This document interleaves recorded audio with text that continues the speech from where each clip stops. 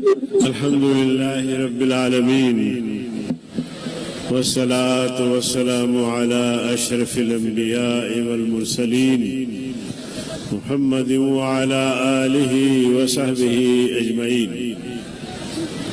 أما بعد فأعوذ بالله من الشيطان الرجيم. بسم الله الرحمن الرحيم.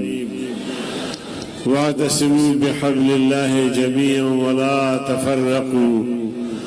صدق اللہ العظیم. قابل صد احترام عوامی اسمبلی کے اسپیکر جناب حضرت مولانا سائیں عبدالقیوم صاحب، قائد جمعیت، رہبر امت، سالار قافلہ حریت حضرت مولانا فضل الرحمان صاحب، جمعیت علماء اسلام کے مرکزی صوبائی قائدین، دیگر جماعتوں کے قائدین، سامعین حضرات، السلام علیکم ورحمۃ اللہ وبرکاتہ. میرے عزیز دوستو، قیام پاکستان کے بعد ہم نے تقریباً 75 سال کا سفر کیا ہے. خشت اول سے لے کر جب پاکستان کی بنیاد رکھی گئی آج تک اگر ہم اس تاریخ کا جائزہ لیتے ہیں کہ پاکستان آگے بڑھا ہے یا پاکستان کمزور ہوتا گیا ہے، تو رائے یہ بنے گی کہ پاکستان نے کوئی حاصل کچھ نہیں کیا بلکہ کمزور ہوتا چلا گیا. 1947 کو بر صغیر میں 2 مملکتیں وجود میں آئی، ایک ہندوستان کی صورت میں، دوسرا پاکستان کی صورت میں. ہندوستان کی قائدین اور قیادت جو ہندوستان چاہتے تھے، ان کا نعرہ سیکولرزم کا تھا کہ ہندوستان سیکولر اسٹیٹ بنے گا، یہاں مسلم غیر مسلم سب کو مذہبی آزادی بھی ہوگی اور ان سب کو یکساں حقوق ملیں گے. اور پاکستان اسلامی ریاست کے نام پہ بنا، بلکہ نعرے بھی لگتے رہے اس دور میں. پاکستان کا مطلب کیا؟ آپ بھی ذرا یہ نعرہ بلند کریں. پاکستان کا مطلب کیا؟ لا الہ الا اللہ. اس تصور کے ساتھ پاکستان بنا کہ پاکستان ایک اسلامی فلاحی ریاست بنے گا. پاکستان میں تمام قومیتوں کو انصاف فراہم کیا جائے گا. پاکستان کے ہر رہنے والے کو حقوق دیے جائیں گے اور ان کے حقوق کا تعین جو شریعت نے کیا ہے، جو اسلام نے کیا ہے، اس کے مطابق ان سب کو حقوق دیے جائیں گے. لیکن میرے عزیز دوستو، ہندوستان سیکولرزم کے ساتھ آگے جا رہا ہے، نام بھی تبدیل نہیں ہوا اور جو نظریہ قوم کو دیا اس میں بھی اب تک کوئی تبدیلی نہیں آئی.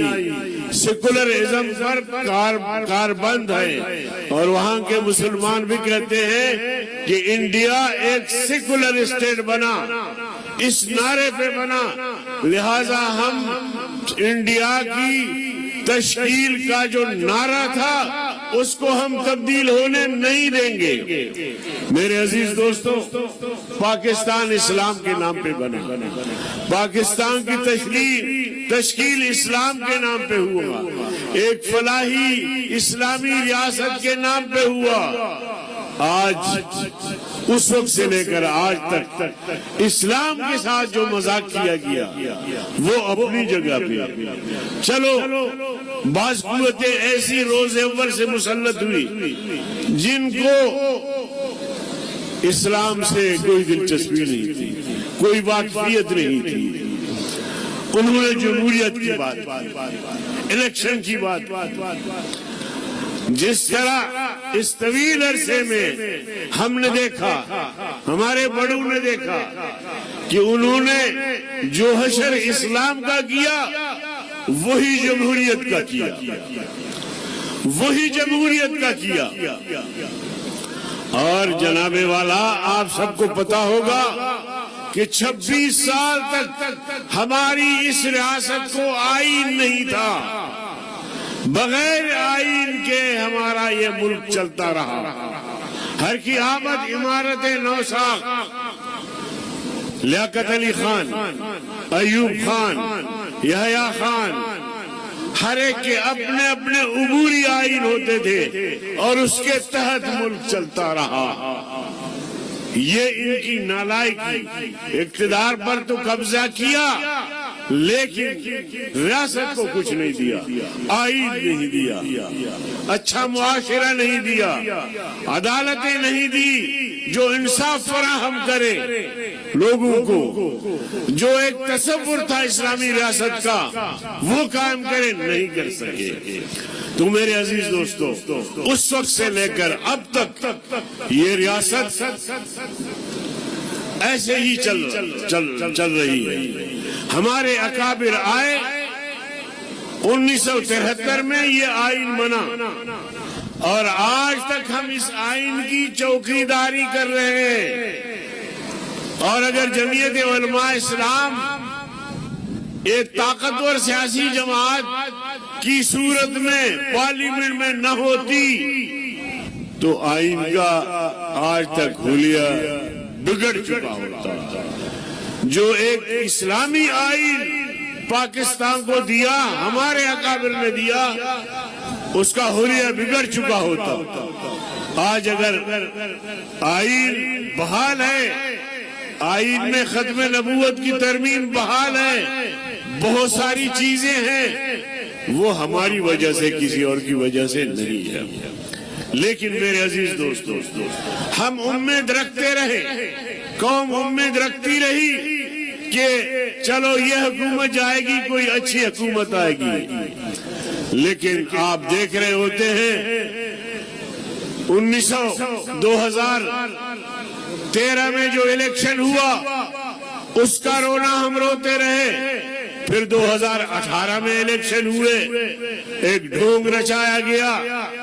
پھر 2024 8 جنوری کو جو شرمناک کھیل کھیلا گیا پاکستان میں, اس کی مثال ماضی میں نہیں ملتی, ماضی میں نہیں ملتی. اور آج بھی امیر امیر تر ہوتا جا رہا ہے, غریب غریب تر ہوتا جا رہا ہے. آج بھی آپ کی ریاست میں 35% لوگ غربت کے لکیر کے نیچے زندگی گزار رہے ہیں. یہ ریاست ہے, یہ حکومت ہے, یہ سرکار ہے. جبری قبضہ کر کے حکومت کرنے والے اب سن لو, اب سن لو, جس کھیت سے دہقان کو میسر نہ ہو روزی, جس کھیت سے دہقان کو میسر نہ ہو روزی, اس کھیت کے ہر خوشہ گندم کو جلا دو. اس طرز حکومت کو اٹھو آگ لگا دو. سن رہے ہو میری بات, سن رہے ہو نہیں سمجھے؟ اس طرز حکومت کو اٹھو آگ لگا دو, اس باغ کے ہر شاخ کو ہر گل کو جلا دو. اس باغ کے ہر شاخ کو ہر گل کو جلا دو. جینا ہے تو جینے کے لیے مرنا پڑے گا. تیار ہیں آپ؟ جینا ہے تو جینے کے لیے مرنا پڑے گا, مزاحمتی تحریک کا حصہ بننا پڑے گا. جینا ہے تو جینے کے لیے مرنا پڑے گا، یہ کام ضروری ہے مگر کرنا پڑے گا، یہ کام ضروری ہے مگر کرنا پڑے گا۔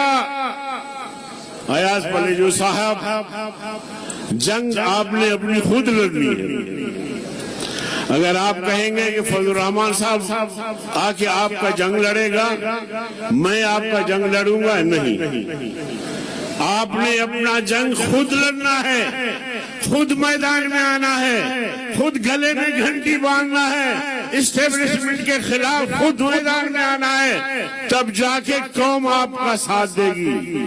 لیکن اگر آپ بھی کہیں یا سوچیں کہ ہم بھی آرام دہ کمروں سے نہ نکلے، تو پھر ایسا نہیں ہوگا۔ تشت میں نہ کوئی آزادی ملتی ہے، نہ کوئی حقوق ملتے ہیں، اس کے لیے میدان میں آنا پڑے گا، جنگ لڑنا پڑے گا۔ بلوچستان میں آپ دیکھیں، مرد اگر کہیں پہاڑوں میں چھپ گئے، خواتین نکلی ہے، خواتین نکلی ہے، اور وہ خواتین قیادت کر رہی ہیں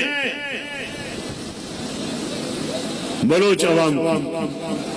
اب یہ اچھی بات ہے یا بری، مگر اس کی تفصیل میں نہیں جاتا، ان کے نظریہ سے میں اتفاق کروں یا نہ کروں یہ الگ بات ہے، مگر جب قوم پر مظالم ہوتے ہیں، جب ظلم و جبر کی انتہا ہوتی ہے، تو مرد اپنی جگہ کے عورتیں بھی نکل آتی ہیں۔ تو اس ظلم کے خلاف آپ سمجھتے ہیں کہ سندھ کی ریاستوں جو جزیرے ہیں ان پر قبضے ہوئے ہیں، اس وقت بھی میں نے پارلیمنٹ میں اس مسئلے کو اٹھایا تھا، اور اب بھی میں آپ کی اس موقف کی تائید کرتا ہوں، مگر اس کے لیے آپ نے خود نکلنا ہوگا، قیادت کرنا ہوگا، لڑنا ہوگا، تب جا کے سندھ سلامت رہے گا۔ ورنہ یہ تو ڈاکو ہیں، یہ تو چور ہیں، یہ تو لٹیرے ہیں، اور پھر سندھ کو جس طرح لوٹ رہے ہیں، سندھ کو جس طرح ڈاکو کے حوالے کیا ہے، پھر اس سے کوئی نجات نہیں ملے گی۔ یہ گھنٹی باندھنی پڑے گی، آپ نے باندھنی ہے، راشد صاحب نے باندھنی ہے، میں نے باندھنی ہے، لیکن میدان میں آنا پڑے گا۔ اور آج کا یہ عوامی اسمبلی موت کا پیغام ہے ان قوتوں کے لیے جو عوامی رائے کو مسترد کر کے 500 300 ووٹ پہ لوگوں کو جتواتے ہیں، ان سے پیسے لیتے ہیں۔ ان قوتوں کے لیے، چاہے وہ اسٹیبلشمنٹ کی صورت میں ہو، چاہے کسی سیاسی جماعت کی صورت میں ہو، ان کے لیے آج کی یہ عوامی اسمبلی موت کا پیغام ہے، اور یہ بڑا مؤثر پیغام انشاءاللہ ان تک پہنچا ہے اور پہنچے گا۔ اور یہ قافلے اب رکیں گے نہیں، اور رکیں گے تب جب ان کو ہم سمندر میں ڈبو کر دم لیں گے۔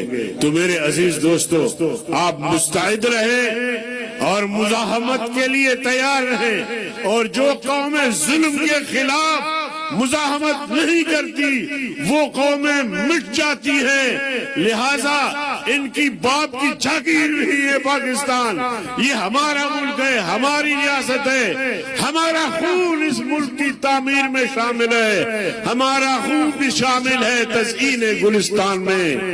ہمیں بھی یاد کر لینا چمن میں جب بہار آئے، تو اس سرزمین کے لیے، مادر وطن کے لیے اب ہمیں خون دینا ہوگا، تب جا کے ان لٹیروں کا صفایا ہوگا۔ والسلام علیکم۔